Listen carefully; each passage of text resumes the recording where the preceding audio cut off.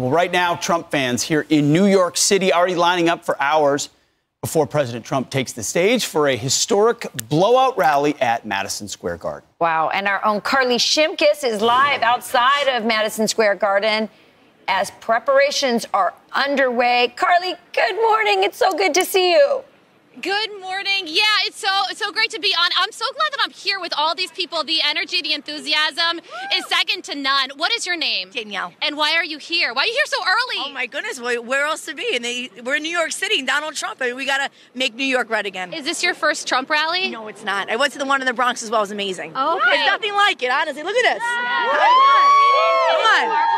Okay, so what's your name and why did you want to come to this rally? Christina, and I just love everything that Trump stands for. I think we need to make America great again, honestly, at the end of the day, and just love him. When did you arrive?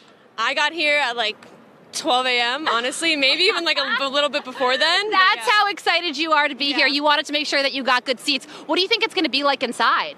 Honestly, crazy, but everyone has been so kind, so it's honestly nice to have such a nice community of all these people, and I've been doing chants, and everyone always chants back, so it's been really nice. Camaraderie, enthusiasm, the words of the day. What is your name? Tell me about you, why you're here, where you're from. My name's Andy. I'm from Montgomery, New York, and I'm here because I'm looking for a better economy, and I want the borders closed. Trump, Amen. Trump, Trump.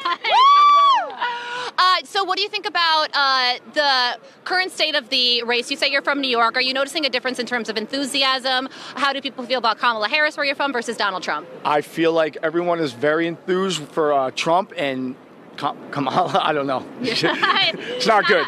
Not a whole lot of words to describe that. Got it. Okay, so what do you think about the state of the race, Donald Trump, and why are you here at this rally? I mean, I'm here because I want Donald Trump to win. We have to keep the border closed, and we have to make America great again. And what's the number one issue for you? What issue matters most? I think for most people, myself included, would be the economy. Got it. Working class people have been hit the hardest by the Biden-Harris administration. And just like the republic that we have, it's our responsibility to replace those that aren't working for us. And that's what we're here to do. So you hear it, guys. Everybody's here for Donald Trump, of course. Many hours before the rally begins, they're very excited to see the former president speak and hoping he'll be the next president as well. Guys. Well, joining us now to preview his dad's historic rally and speech here in his hometown of New York City is Eric Trump. Eric, good morning. Morning. Hey, guys. Good morning. Great to be on. Obviously, Eric, a new venue, New York City, Madison Square Garden, big roster on guest list of speakers. Should we expect will be different about what your dad has to say, or the message, or even just the symbolism of the rally today in New York City versus perhaps one that someone might see somewhere else in America? Yeah.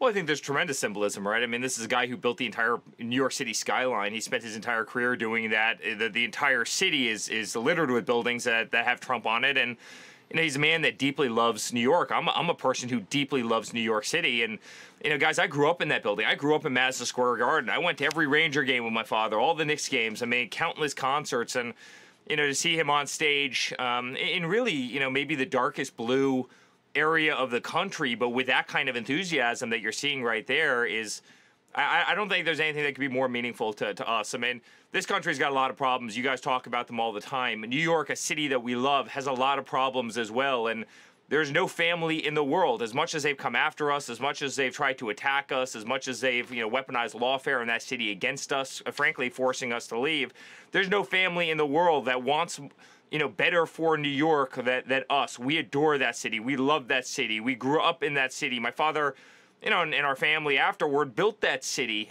you know, and so much of that city, so many great icons. You guys know them all because you're there all the time. But to me, it's going to be a really sentimental night going, you know, and watching my father on that stage. I'll speak right before him. And, you know, we really look forward to this as a family, guys. This is definitely a meaningful one for us. We built this city. I'm just taken back to the 80s, Eric. I can't help it from that. You know, we were just talking as Carly was speaking to so many of those people and saying, there's just no way Kamala Harris could get this kind of enthusiasm 10, 12 hours before. And then you talk about all the negative things that are being said. You see the left ramping up attacks, you know, Hitler and fascism and everything else. it's going to be incredible to come back to New York City after everything that Donald Trump and your family has been through, the president and your family's been through, and then have that kind of a reception. I mean, just kind of talk to me about what that means. Yeah, guys, I mean, the love in New York is incredible. I mean, listen to them. Listen to the brashness of some of the people who were just speaking, and the love and kind of the toughness, right? It's everything that symbolizes New York so well. And, you know, the crowds, you hear that one woman talking about how she got out there at 12 a.m. and she wouldn't miss this for the world, and she loves Donald Trump, and she loves the family, and she just wants to see this country be great. And, I mean, isn't that kind of the common theme? We want to see our country be great. We want to have the greatest economy in the world. We want to have the safest borders. We want to have the lowest taxes. We want to be the best at absolutely everything we do, from education to world peace to religious liberty to a great First Amendment right, a great Constitution, being able to live the American dream. And that's what those people want. And, you know, guys, this is so much more than kind of a political campaign at this point. And I talk about this all the time. I mean, this has become a family with these people who love the United States, sees this country going in the wrong direction, frankly, sees New York going in the wrong direction over, you know, really the last 5-year period of time, where crime is rampant, drug use is rampant, carjackings is rampant, businesses have been totally under attack and have been fleeing the city left and right. New York City is the greatest city in the world. Madison Square Garden is single-handedly the greatest entertainment venue anywhere in the world, right? If you've made it to Madison Square Garden, guys, you've made it. Everybody aspires to get there. I can't tell you how meaningful this is for us. We love that building. We love that place. And you know, New York needs to course correct quickly. No different than this country needs to course correct. Hey, Eric, real quick, for those that haven't been out to a rally, what's the energy like compared to previous years, 2016, 2020? You've been there for all of them. Compare this year, this moment. Yeah. Listen, there was excitement and incredible excitement in 2016 when my father came in, but now you feel love, right? I mean, you feel true love. I'll have people that I've never met before, guys, you know, come up to me and literally give me a hug. You know, it's like I've known them their entire lives, and I feel like in a certain way we do. There is so much love in the air. There is so much enthusiasm. They know this country has unlimited potential. They believe in this country. These people haven't given up on this country. And, you know, they've also seen the nonsense that my father's been put through and our whole family's been put through, and they're thankful. I mean, I hear it all the time. Thank you for what your family does. Thank you for your father. Thank you for the fact that he's out there fighting for us every single day. He does not need to be doing this. And tremendous love, and I've never felt such wind at our back. I've never been so proud of the man.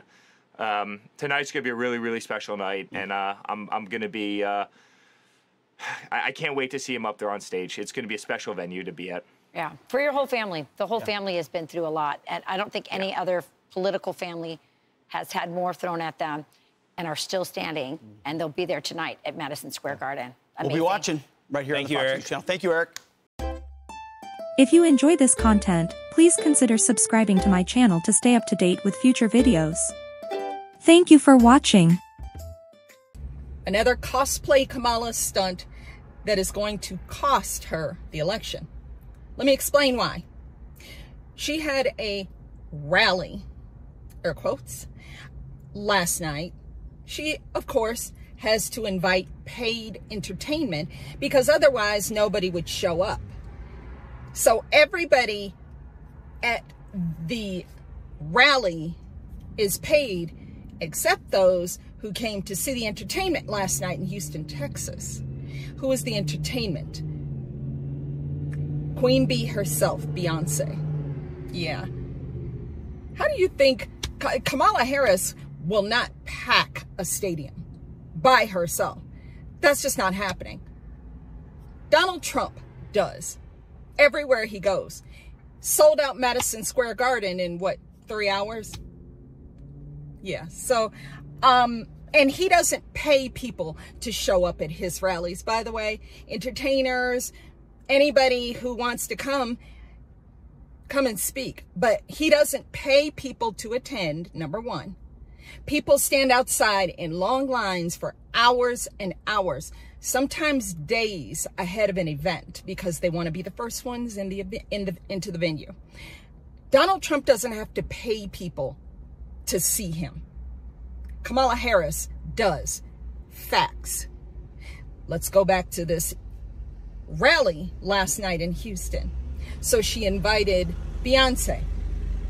Now, Beyonce has a very, very fiercely loyal group of fans, okay? And they are what is known as the members of the Beehive. She's Bey. She's Queen Bee, okay? My nephew just absolutely loves her, so he's just, you know, it's fun. But these are vengeful creatures. You have stirred up the Beehive cosplay, Kamala. Why? Because Beyonce, their Queen Bee, got up on stage. They thought that she was going to perform. They thought that they were going to get a concert. Okay. When you promise a free Beyonce appearance at a venue, when tickets are anywhere from $1,500 on up, there are going to be a lot of people there, and they are going to expect to see their Queen Bee. She got up on the stage and spoke for a little over 4 minutes and 20 seconds, 23 seconds or something. It wasn't, and all she did was get up and say, she has children and she wants her children to be able to have abortions. All about abortions. Everything with Kamala Harris is abortions. This female who has never carried life inside her, her entire campaign is threat level extinction of the human race. Everybody have an abortion. Everybody. Taxpayer funded abortions. Anyway, Queen Bee, Beyonce, didn't perform. She just got up and introduced Kamala Harris. See, I studied bees. Quite the entomologist at one time. I studied bees in school. You have the worker bees and you have the drones. The worker bees are all female, and their function is to go and gather nectar and pollen from the flowers. You see the pretty bees and the pretty flowers flying around collecting the nectar and the pollen and things of that sort, and it's very fun to watch. Those are the worker bees. The drones are all male, and their only function in life is to cater to and impregnate the queen. That's it. That's all they're there for. Okay? They are some vengeful creatures.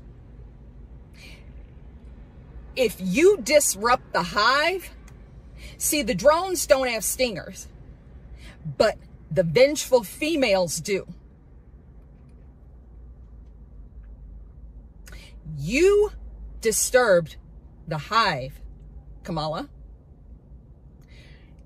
You promised them their queen, and you delivered nothing. It took her forever to get on stage. You replace her with Willie Nelson? You must be up at your rabbit ass mind.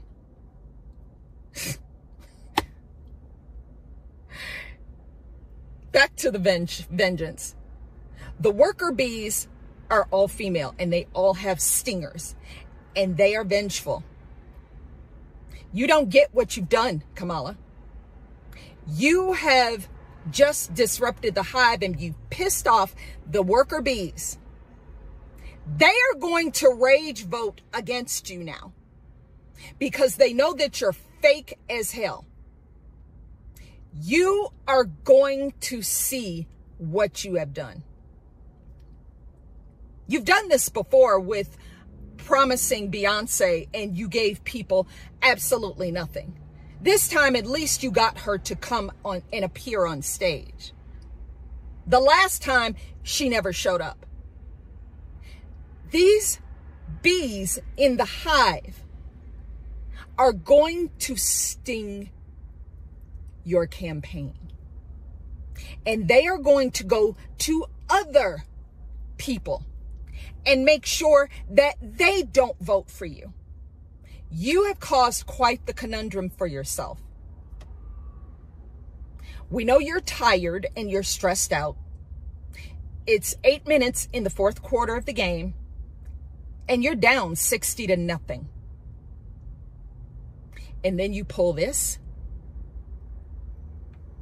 See, these bees are vengeful, and they're going to sting the crap out of your campaign. You can hang it up.